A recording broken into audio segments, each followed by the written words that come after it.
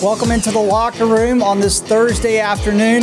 I'm Namath Pitts. We are coming to you early today because Oxford and Hartselle split yesterday, which means they will be playing tonight. Even though it's been raining throughout the day, that game is on. Now, there has been a time and location change. They will be playing at Jacksonville State University at 4:30 p.m. So we thought, what better way to get prepared for the big winner-take-all Game 3 tonight than bring the locker room to you earlier than normal. So we are going to get you up to speed. How about before you head to JSU tonight, or while you're driving to JSU, you can just put it on, listen to it. Catch up with the highlights from yesterday because Oxford dominated Game 1 10-0. Game 2 was a little bit closer, but Hartselle did get the edge 5-3 on a late home run that eventually gave them the lead. They got an insurance run. And so we have a winner-take-all Game 3 tonight. The winner will advance to the Class 6A State Championship, which starts next week, late next week, at Choccolocco Park. So, will it be Oxford that gets to play at their home field, or will Hartselle be making the trip back to Calhoun County again next week? That is going to be determined later tonight. Hey, as always, we start our show with our EAN scoreboard. But before we get there, before we talk about the baseball action from yesterday, because although Oxford split, unfortunately, Coosa Christian saw their season come to an end. We're going to talk more about that series against Summerton Christian. We had a lot of softball yesterday. Spring Garden, they won and they came through the elimination bracket, clinched a spot at the state tournament. Alexandria came back through the elimination bracket, clinched a spot in the state tournament. Pleasant Valley made the winners finale. Weaver still fighting back, trying to stay alive. Piedmont made the winners finale. We've got the update from Albertville because softball was delayed today in Albertville due to weather. So we're going to get you up to speed. But before we do that, I want to remind you, why have you not hit that like and follow button yet on our East Alabama Now page? Guys, we bring you highlights, interviews, up-to-date coverage of what's taking place here in East Alabama, and you don't want to miss it. And so the easiest way to not miss that is to hit that like and follow button on our East Alabama Now page. We also have our East Alabama Now news every night at 6:30 p.m. Of course, Mike Stedham and Katie Edwards bring you your local news. John Holder has your local weather. He's been the man here the past couple days with all this rain. Everybody watches not to hear me, but to hear John give us an update on the weather. But we do have a couple good sports stories coming up for you today and tomorrow. Hey, did you hear Westbrook Christian's getting a new softball program? Yeah, that's right. We'll have more on that tomorrow on our East Alabama Now news. Hey, let's go to our EAN scoreboard and get caught up on the action. Let's start with the games that you'll see highlights of today. That is the Oxford Yellow Jackets and the Hartselle Tigers. They started their semifinals game yesterday at Oxford at Choccolocco Park. Forrest Heacock in Game 1 drove in 5 runs on 2 hits as he led the Yellow Jackets. He had by the way, had a double in the first inning, doubled in the second inning, walked in the 5th. Big game as Oxford won the first game 10-0. They scored 5 runs in the second inning. Nick Richardson hit a single. Carter Johnson had a sac fly. Forrest Heacock doubled and R.J. Brooks singled. For Oxford, it was Gavin Griner on the mound. He threw a complete game, shutout game. Gave up 3 hits, 0 runs over 5 innings while striking out 1 and walking 1. Jace Meadows took the loss for Hartselle in Game 1. Oxford got 10 hits offensively. In Game 2, though, it was a much tighter game. It was a 5-3 win for Hartselle to split the series. Hartselle got on the board in the first inning. They had a Cam Pollock single and a Lawson Williams sac fly. Forrest Heacock doubled later on to tie the game up at 2 apiece. Reed Maniscalco doubled, which gave Oxford the lead 3-2. But in the 5th inning, Hartselle got a 5-3 home run from Cade Miles. Got a single from Peyton Steele. Ultimately, Hartselle did get the win. Nick Richardson started the game for Oxford, but he was pulled very quickly. And, of course, Todd Gann came in, pitched 3 2/3 innings in relief, gave up 2 hits, 1 run.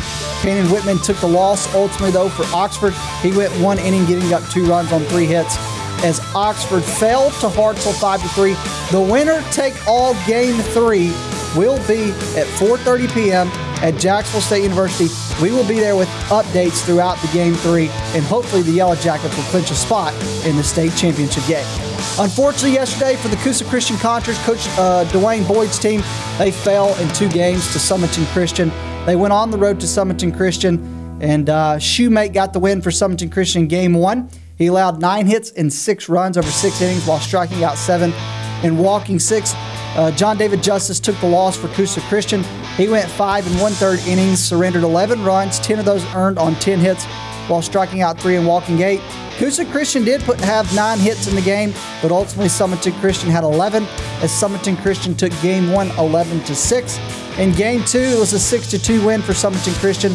Brody Nelson hit a home run that scored 2 in the 6 for Coosa Christian, but that was the only runs that they got. Hubbard got the win for Summerton Christian. He gave up 3 hits and 2 runs over 7 innings while striking out 8. Nelson took the loss for Coosa Christian, went 5 1/3 innings while allowing 6 runs. 4 of those were earned, as ultimately it would be Summerton Christian that advanced to the Class 1A state championship game. Let's take a look at softball action from yesterday. Spring Garden won 3 games, but their final win was the most important win. It was against Appalachian. And Spring Garden, how about Addie Word? She had 3 hits and 4 at-bats as they got the win 12-6. And Avery Stewart was the starting pitcher for Spring Garden. She gave up 12 hits and 6 runs, was then pulled out of the game. Spring Garden had a relief pitcher from there. Spring Garden had 14 hits. Ingram went 2 for 3 at the plate, had 3 RBIs. Ham, Jarrett, McCain, and Stewart each had multiple hits for Spring Garden, as the Panthers get the win and advance to the state tournament in Oxford. Hey, how about Coach Bryant and the Pleasant Valley Raiders? They took the field yesterday. They won 2 games, but they won their second game over West End 8-6. With that win, Pleasant Valley advanced to the winners finale, where they will play Pisgah, and the winner of that will advance to the state tournament. Pleasant Valley actually trailed in this game by as many as 4 runs, but they came back and won, and it all started on Kaylee Almarode's single, which tied the game in the 5th inning. A sac fly, though, would give West End the lead back, but then Pleasant Valley in the bottom of the 5th, Lee doubled, Cheatwood singled, and Evans doubled, which gave them the lead. Lily Henry got the win for Pleasant Valley, gave up 9 hits and 4 runs over 6 2/3 innings while striking out 6. Pleasant Valley had 13 hits offensively. They played Pisgah, and the winner goes to the state tournament today. Also yesterday, Coach Rachel Smith's team won 2 games as they advanced to the winners finale, where they are now 1 win away from advancing to the state tournament. And they played a team that's, well, in our area, not super far from here, and that is Hoax Bluff, the Eagles. Now, these 2 teams obviously both in Class 3A, very close, but it was Rachel Smith's team that ultimately did get the win yesterday as they defeated Hoax Bluff 8-5. The winning pitcher for Piedmont in this game was, well, who do you guys think it was? If you guessed Savannah Smith, then you were correct. She pitched a complete game, 7 innings, gave up 5 earned runs, had 4 strikeouts, gave up 8 hits. Offensively, though, for Piedmont, they got 2 RBIs from Brothers and 2 RBIs from Glover, as they got the win 8-5 and advanced in the winners bracket. Also yesterday, Glencoe Yellow Jackets were also playing, another 3A team.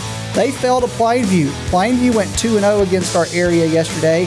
They defeated Weaver in the first one, and then they followed that up by beating Glencoe in their second game. Against Glencoe yesterday for Plainview, Faith Odom had the win for them. She gave up 5 hits, 1 run over 7 innings while striking out 7 and walking 4. Jada Hampton and Abby Williams each collected 2 hits for Plainview.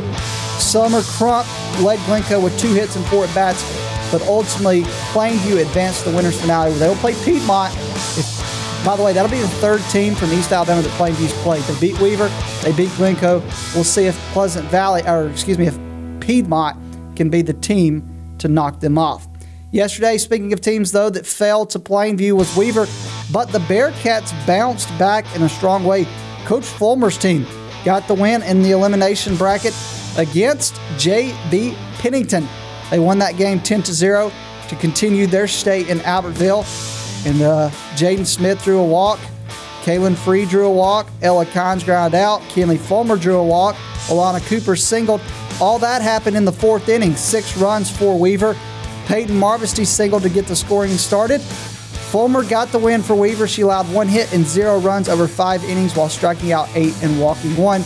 Weaver survives in Albertville. And the final team yesterday, they had to win 3 games to advance to the state tournament, and they did it. Their final one was the biggest one, as they defeated Southside 8-4. Clancy Bryant had 3 hits and 4 at-bats. Yeah, that was a pretty good day. Presley Slayton earned the win for Alexandria. came in out of relief, gave up 4 hits and 2 runs over 4 innings while striking out 1 and walking 2. Jalen Allen took the loss for Southside. She went 7 innings, surrendered 8 runs, 5 of those earned on 14 hits. And Alexandria had 14 hits offensively as they got the win over Southside 8-4. That is all the action from yesterday here in East Alabama from baseball and softball. I was at Choccolocco Park yesterday afternoon where the Oxford Yellow Jackets hosted Hartselle in the state semifinals. We have highlights of Game 1 when we come back as we continue on the Locker Room.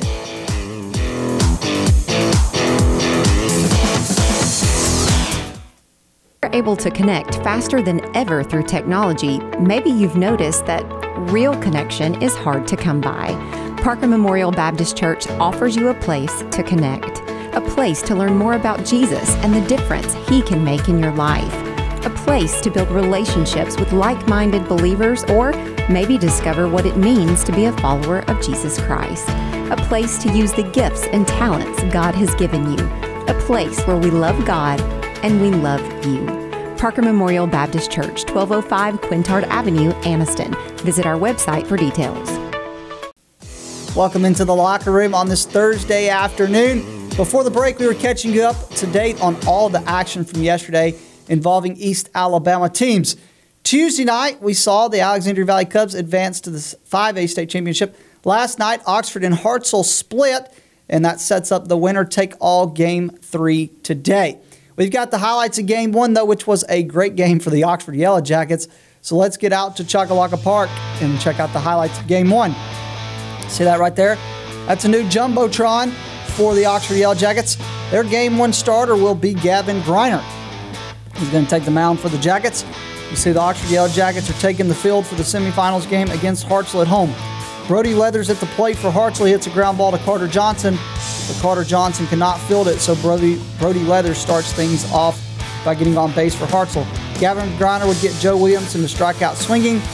Now at the plate's Cam Polahawk, apologies there, hits a fly ball to right field. It's caught by Ty Gann.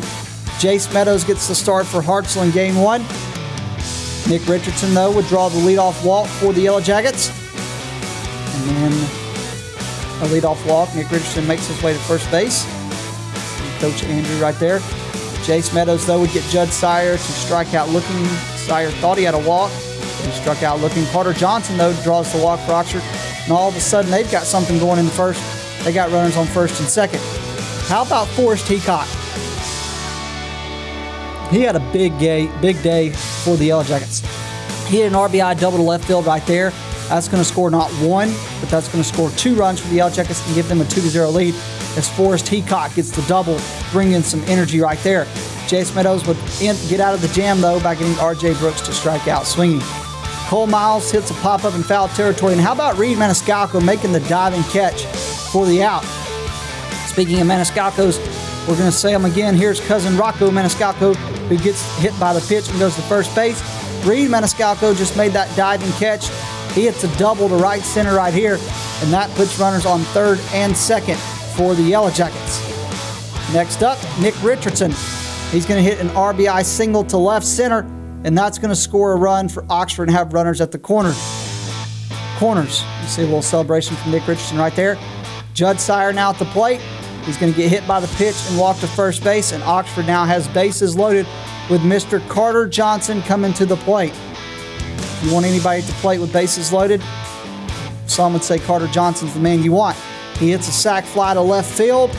That would be caught, but it's going to score Reed Maniscalco from third base as Oxford increases their lead.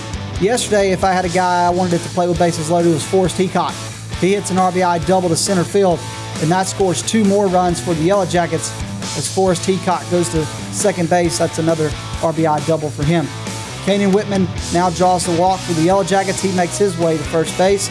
R.J. Brooks would follow that up by hitting an RBI single through the gap, and that increases Oxford's lead as you see R.J. Brooks go to first base.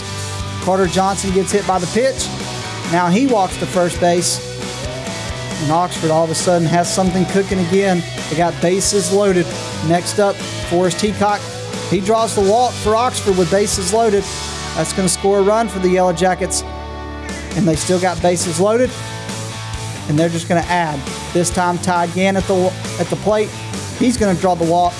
That's going to score another run for Oxford, and Oxford's going to hit the run rule and win game 1 10-0, which puts them one win away from advancing to the state championship game that will be at their home field, which is Choccolocco Park. Now, the state championships are set to get started again next week. The Class 6A game will be Thursday at 4 p.m., and Game 1 will be at Choccolocco Park on Thursday, a week from today on May 16th. Now, Game 2 and an if-needed Game 3 will be on Friday starting at 10 a.m.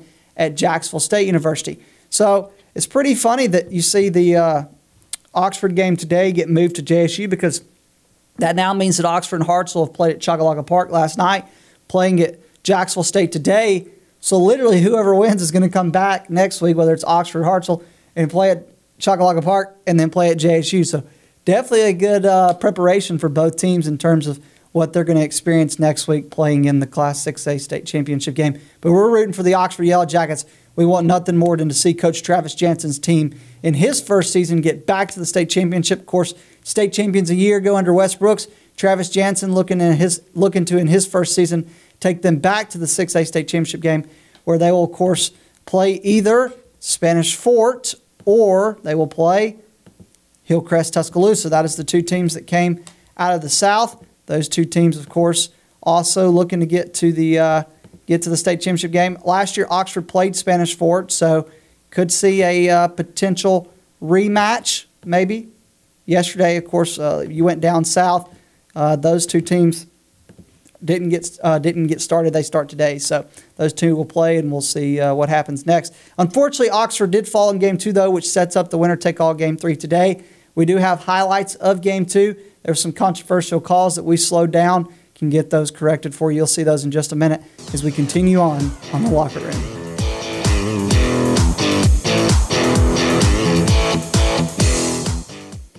For metal buildings in Alabama and the Southeast, Waldrop Manufacturing is your one-stop source. A Waldrop metal building provides the coverage and protection your investments need. They specialize in carports, RV covers, portable buildings, and storage buildings. Stop paying rent for storage. With Waldrop's price per foot, you can actually save money by buying straight from the manufacturer. Waldrop buildings are guaranteed because Waldrop manufactures buildings with U.S. steel right here in Calhoun County. Waldrop Manufacturing, serving the entire Southeast. Give them a call today. For over 60 years, Oxford Lumber has been servicing our area, and our customer service has always been our main focus. Our customer service is what sets us apart from anyone else. From the moment you enter, our highly trained staff will treat you like family. To enthusiastically provide total customer satisfaction within a positive and self-fulfilling employee relations environment. Visit us at any of our 4 locations or at oxfordlumber.com. Since 1993, WM Grocery has been a major part of our local community. WM offers the very best in fresh produce and an outstanding meat department. WM also has many local products not found anywhere else and fresh sushi every day. If you need an event catered, come see Mrs. K at any WM store. Curbside pickup is also available for your online grocery orders. Be sure to download the WM app for all the deals of the week and shopper rewards. Go check them out today at any of their locations. We take pride in our community and appreciate your business. Welcome back into the Locker Room on this Thursday afternoon. I did want to make a correction from something I said right before the break in terms of Hillcrest, Tuscaloosa, and Spanish Fort. That series actually starts tomorrow. It starts on Friday. They'll play the first 2 tomorrow. If needed Game 3 was necessary, then that would take place on Saturday. I did want to correct that because I was incorrect on that before. Hey, in the last segment, you saw highlights of Game 2 between Oxford and Hartselle. We have the highlights from Game 3 as well. So let's get back out to Choccolocco Park in Oxford for the Game 2 highlights between Oxford and Hartselle. Nick Richardson gets the start for Oxford in Game 2. You see Oxford head coach Travis Jansen meeting with the umpires and Hartselle head coach Jake Miles before the game. Nick Chumley will be the Game 2 starter for Hartselle. Judd Sire gets hit by the pitch. So Judd Sire is going to walk to first base right there for the Yellow Jackets. Oxford, though, is now going to be in the field. Brody Leathers at the plate. He's going to hit a fly ball to left field that would be caught by Kanan Whitman out in left field. Hartselle still at the plate. Asher Dopel hits a fly ball to center field, and that is caught by Nick Richardson. Nick Chumley back on the mound for Hartselle. He's going to get Judd Sire this time to strike out swinging. But we talked about Forrest Teacock. He had a big game 1. He had a big game 2. Here he is right here, just ripping an RBI double to deep left field. Carter Johnson going around third. He's going to look to go home. And Carter Johnson's going to be safe at home as Forrest Teacock hits an RBI double to left field. Ty Gann hits an infield pop-up that would be caught by Asher Doble as Hartselle gets out of the jam. Joe Williamson this time hits a ground ball to Carter Johnson. He fields it and makes the throw to first base for the out. Now at the plate for the Yellow Jackets, it's Kanan Whitman. He's going to hit a ground ball to Joe Williamson. And Joe Williamson's going to commit an error on the throw. And that's going to let Whitman go from first base to second. He would be safe at second base on the error by Hartselle. Rocco Maniscalco now at the plate for the Yellow Jackets. He's going to hit an infield pop-up that would be caught by Asher Doble. Now at the plate, Reed Maniscalco, and he hits one to deep right field, deep center field, and that is going to be an RBI for the Yellow Jackets. Reed Maniscalco hits an RBI double to left center, and that scores Kanan Whitman. Next up, though, unfortunately for Oxford, this was the punch that blew it. Cade Miles hits one to deep right field. You see it go out of the park. It is gone. Cade Miles hits a 2-run home run, and that gives Hartselle the 4-3 lead, and then they would extend that to 5-3 on an insurance run. So now, one of these is a controversial play yesterday that people wanted to see. R.J. Brooks is at the plate. He hits a ground ball to Joe Williamson, but the throw to first base is high. That was close. Let's see it again. It looks like Lawson Williams from Hartselle just barely got his foot down right in time. The call was right on the field. R.J. Brooks was out, but it was tight. Brody Leathers hits a fly ball to left field. It would be caught by R.J. Brooks. Next up at the plate for the Yellow Jackets, it's Judd Sire, and he hits a ground ball to Asher Doble, who made a lot of plays yesterday for Hartselle in Game 2. He fields it and makes the throw for the out. Oxford needs 2 runs to keep the game alive in the 7th. Carter Johnson draws the walk for Oxford. The next play was another controversial play that people wanted to see about. So I'm going to slow it down for you and let you see it. Forrest Teacock's at the plate. He's going to hit a single right there, infield. They make the throw. It's high. Another high throw. Forrest Teacock runs into him. There was some controversy here on it that should have been called fielder's interference. As tight as it was, though, I think Lawson Williams was making a play on the ball. I think it was unintentional, and not calling interference was the right call on the field. Oxford, though, needs a big hit. They trail by 2. Andrew Coleman gets tied again to strike out swinging. Oxford down to their last batter, and Andrew Coleman gets Kanan Whitman to strike out swinging as Hartselle wins Game 2 5-3 and forces a winner-take-all Game 3 that was supposed to be at the Bud that is now going to be at JSU, and the winner will advance to the Class 6A state championship. You saw both of those controversial plays right there. Obviously, we want things to go Oxford's way, certainly, but it did look like Williams just got his foot down on the R.J. Brooks play, and it looked like he was making a play on the ball in the Forrest Teacock one. But I do know Forrest Teacock looked banged up, looked a little injured, so hopefully he's okay and is going to be 100% for tonight's game. I can't wait to get back out to JSU tonight and see these Yellow Jackets punch their ticket to the Class 6A state championship game. Hey, I want to remind you one last time. It's a good song by Hamilton, by the way. But I do want to remind you to hit that like and follow button on our East Alabama Now page so that you do not miss the Locker Room. Hey, I got to get into the studio and record our East Alabama Now news, which is tonight at 6:30 p.m. I hope you'll join us tonight. Other than that, I will see you at Jacksonville State University tonight for the Oxford Yellow Jackets and Hartselle Tigers Game 3. Tomorrow on the Locker Room, we'll be on the road at Westbrook Christian as we'll be talking Westbrook Christian baseball with Coach Wendell and a couple of his players. That's going to do it for us today. Hope you have a great afternoon. Stay safe from the rain. God bless, and we'll see you tomorrow on the Locker Room.